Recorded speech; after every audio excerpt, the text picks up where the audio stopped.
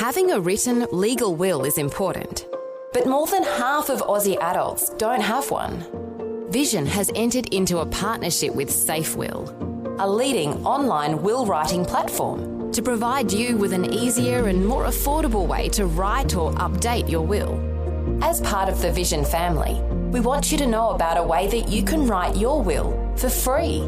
Start the process now and complete it at no cost during Leave a Legacy Week from February 26th to March 3rd. See all the details at vision.org.au/legacy. A biblical perspective on life, culture and current events. This is 2020 on Vision.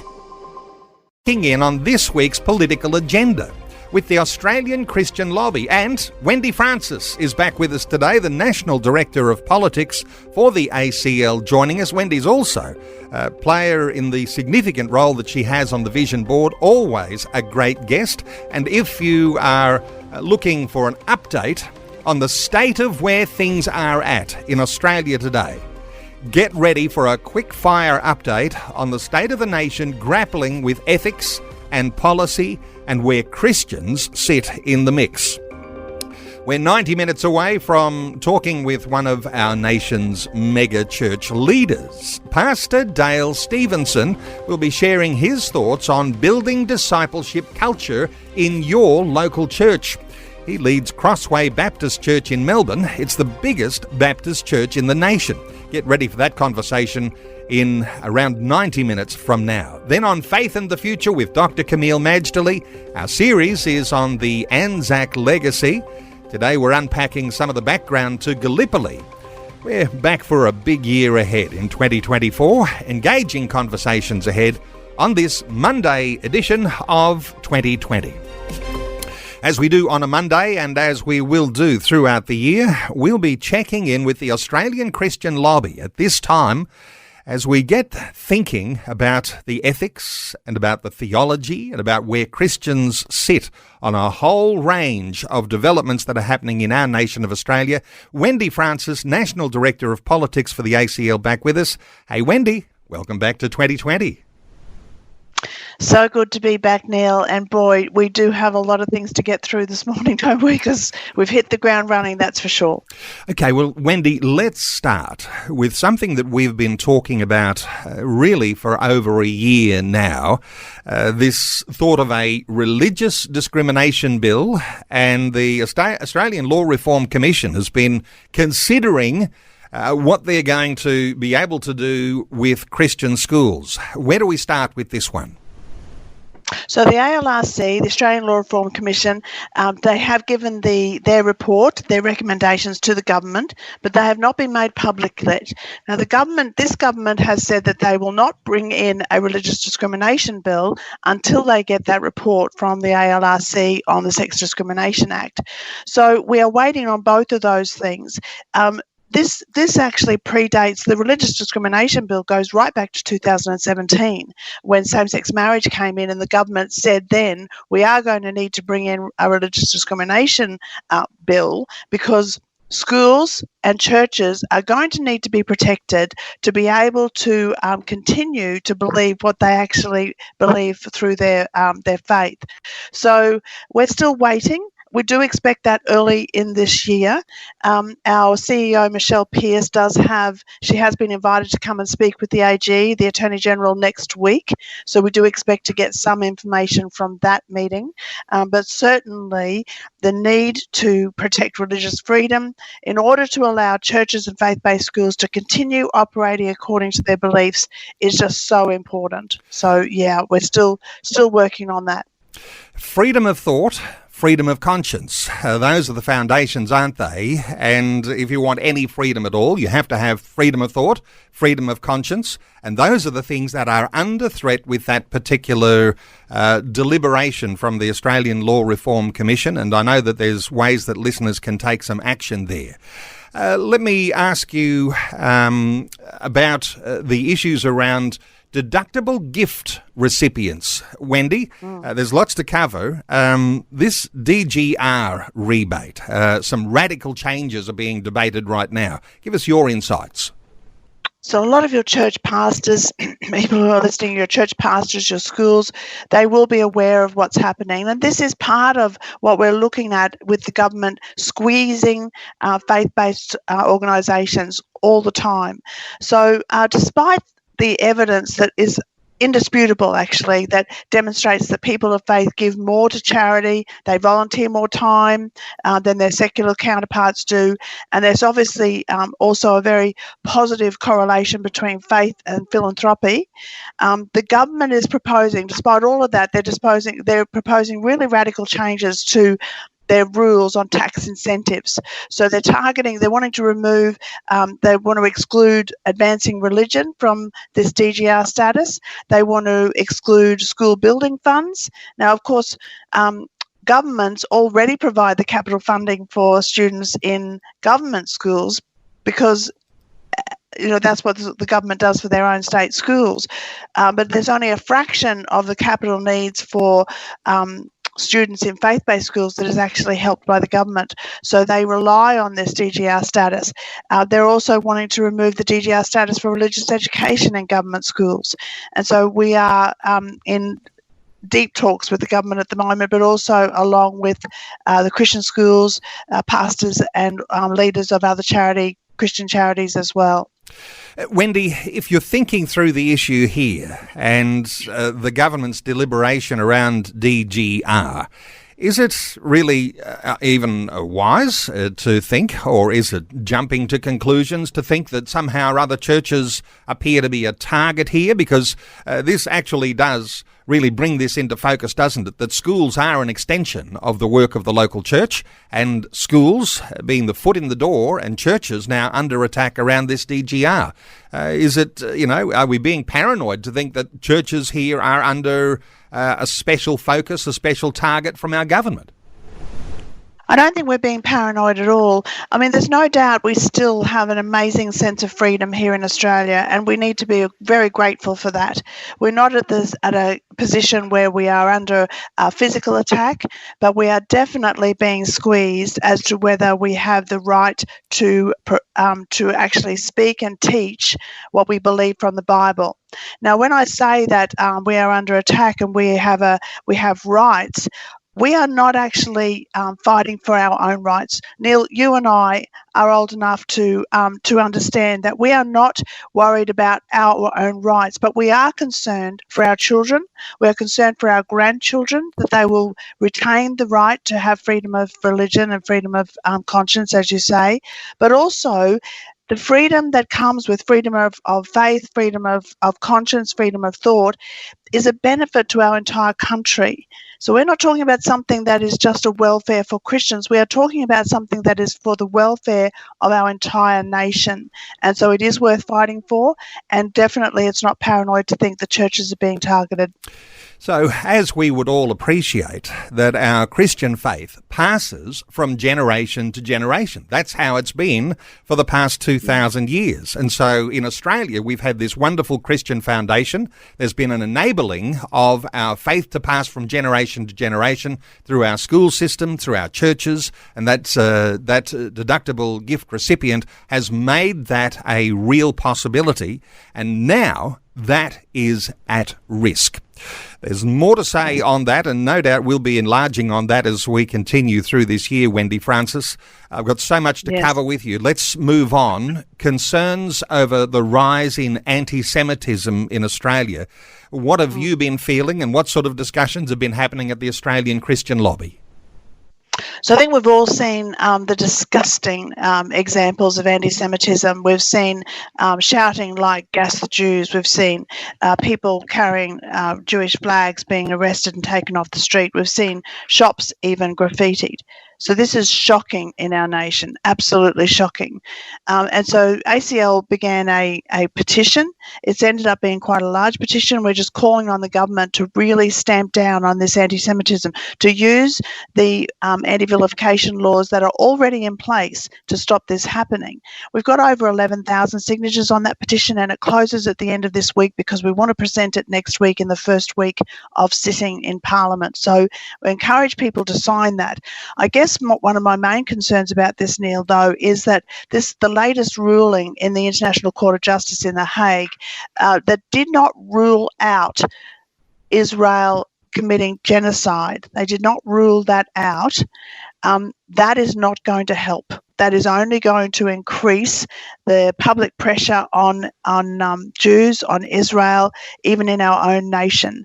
And whilst the International Court did not rule that the war was illegal and that it had to stop, it still is concerning because it has opened up another huge debate. And I believe that Israel will be under increasing political and public pressure to change its tactics. And so we're concerned that that will actually have a flow-on effect in anti-Semitism in Australia. And so when we see a movement in the sentiments that go away from some level of standing in solidarity with Israel, being able to defend itself against those terror attacks from October 7, as we see the world pendulum swinging one way and another, that has major effects all around the world for how people will view the Jewish people. And so this rise in anti-Semitism, and of course we've had a number of issues, of course, that have been arising of recent times, where the Jewish people in Australia, the Jewish people have felt as though they are under threat. They ought not to feel like that, Wendy. Just a quick thought here: with rising anti-Semitism in Australia puts a people group under threat because they live in fear. Any thoughts from you there? And who would have believed that that would happen in Australia for one people group? No people group should feel under threat. But we've had people who are of Jewish descent stuck in hotels with the lobby filled with hate-filled cries. We've had people who are, as I say, moved off the street, just ones and twos, when there's massive crowds shouting hateful things against them. This should not be happening in Australia. And the government has already the legislation there to shut this down. So it's hard to understand why it isn't shut down. But the concern for me is that the latest things that have happened in the International Court will only, the potential is for that to increase, not decrease. So we need to stand very strong. And we are not saying that we're taking any side in this even. I don't think you need to take a side to say, I certainly believe that Israel has the right to defend themselves, but you don't need to take a side to say that this should not be happening in our nation. Let me ask you about one of the issues that people will sometimes raise when it's about the issue around Israel and Hamas, and that is around this issue of compassion. And of course, as Christian people, we are compassionate people, but innocent Palestinian victims of the conflict, Palestinian Christians even, who are within the bounds of Gaza. Have you had any thoughts there? Because as we want to make sense of it, we want to stand with Israel. We want to defend their right to be able to defend themselves. They want to take down Hamas so that the threat to their own people is removed. We're also brought into this concern around the compassion for what are innocent Palestinian people. Any thoughts here from you? So the whole, I guess that when people say that there's a genocide happening, and this is what the South African government said to The Hague, there is no genocide happening from Israel towards the Palestinians, because what they are wanting to stamp out is Hamas, and they are making sure that aid gets through the Palestinians. But there is no doubt at all that innocent Palestinians are getting caught up in this conflict. And we know that there's a group in Australia called the Palestinian Christians in Australia, and they have brought to our attention, and also through us to the government, to their attention, that there's about 200 Christians at the moment sheltering in church buildings in Gaza who have valid Australian visas, but they're currently not being allowed to come because we're not taking in anyone from Gaza. Now, these people are innocent victims. They have valid Australian visas, and we're calling on the government to act on their behalf, really, and praying that these people will get the necessary support to reach safety. And for the Christian, standing in solidarity with the nation of Israel, because it seems to me, Wendy, that anything less actually fuels an anti-Semitism. That doesn't mean that you do away with your compassion for innocent Palestinians who may themselves be under threat, but there's certainly a standing in solidarity with the people of Israel. Lots more to talk about that, no doubt. Let's move on. As I said, there's a lot of things on a list of things to cover today, just getting an update. Gender ideology, this has been one we've been talking about for a long, long time now. What's the latest? It's something that's really key for ACL. And interestingly, the World Health Organization is not normally a friend of ours, to be honest. It's not an organization that I often have a high regard for. But the latest advice from the WHO have come out and saying that there is not sufficient evidence to be able to safely recommend affirmation therapy for minors. Now, this is groundbreaking, really.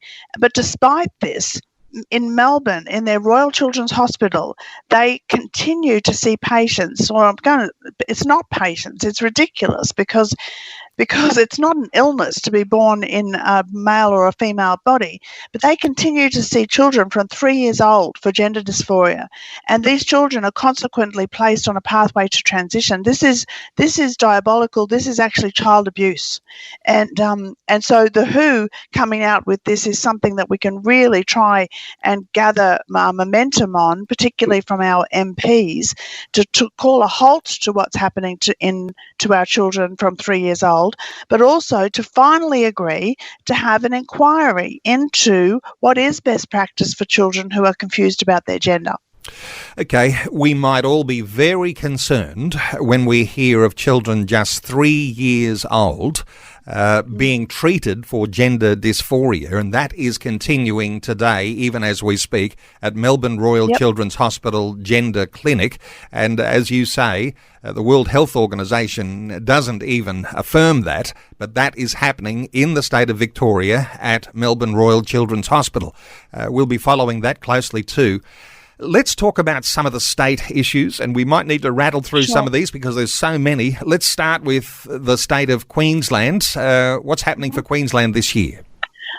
So it's an election year, so it's big because it means in an election year, any time there's an election, we can bring in some really important issues and ask the different MPs and the different parties what their position is. So, I mean, at the moment, the Labor Party are pushing for abortion bills to be administered by nurses and midwives. That will be one of the things that we'll be asking our governments, which way are you going to go on this? We have a petition on that as well. It's currently around 3,000. We really want to get that up to 5,000, but our State Director, Rob Norman, is appearing at the inquiry about that. acl.org.au for listeners looking for that petition, because a push for abortion pills to be administered by nurses and midwives in the state of Queensland and an election later in the year. Let's talk South Australia. What's on the agenda there, Wendy? There's always some good things in South Australia. So at the moment, there is an inquiry into gender affirmation therapy, gender ideology, that's been tabled, and whether or not it will go forward will come up in early February. So we're really hoping that will be successful. It'll be the first state, if that's possible, to go through. There's a move also to introduce the Nordic-style model of prostitution legislation. That would be amazing. It would be the first state in Australia if that actually got through. If it was successful, it's the sort of thing that legislation does is that it provides exit strategies particularly for women who are trapped in that modern form of slavery, really. And the Walk for Life is coming up soon, so keep an eye out for information on that if you're in South Australia, because thousands join in that. So some good things happening in South Australia. And let's put the icing on the cake, and I know that Tassie listeners might be wondering what's going on in their state. What's the latest for Tasmania? So sadly, their government is following in the path of Victoria along the whole conversion therapy legislation model and banning conversion therapy. Now, I think your listeners already understand that conversion therapy in this modern age is not talking about some torturous, cruel practice that, of course, none of us would actually agree to. They are already illegal. But modern conversion therapy is the government wanting to ban things like speaking truth to somebody about their biological sex, even praying for someone to understand who they truly are, parents talking to their children and stopping small children from transitioning. This is enabling school to transition children without their parents' knowledge even. So there is an inquiry happening there. Submissions are due mid-February, about 16th of February. And this week on Wednesday, we're actually holding a webinar. So Tasmanians, we've got a webinar to show you how easy it is to actually make a submission into this inquiry. So I'd love you to join that webinar. I thought it was going to be the icing on the cake, but let's squeeze in an extra couple of issues because I don't want to miss the Northern Territory. They have an election coming up 24th of August. But let's jump to important. Victoria, because there's something very significant. Victoria considering the removal of the Lord's Prayer from Parliament. Just quickly on the latest there. So this comes up every now and then in councils, and now at this time it's in the state parliament. The Lord's Prayer continues to have a legitimate place in Parliament. It's been part of the parliamentary process since 1918. It's symbolic not only of the Christian ethos that underpins Western civilization, but it's symbolic. It's a tradition for all Australians, and at the moment we seem to be trying to get rid of all of our traditions that come back to our democratic system, our Westminster system, and removing this prayer from Parliament is actually part of an act of eliminating our history because it's our Judeo-Christian history. So we are calling on the government to retain the Lord's Prayer in the Victorian Parliament. So you can join that as well. Well, Wendy Francis, always outstanding insight.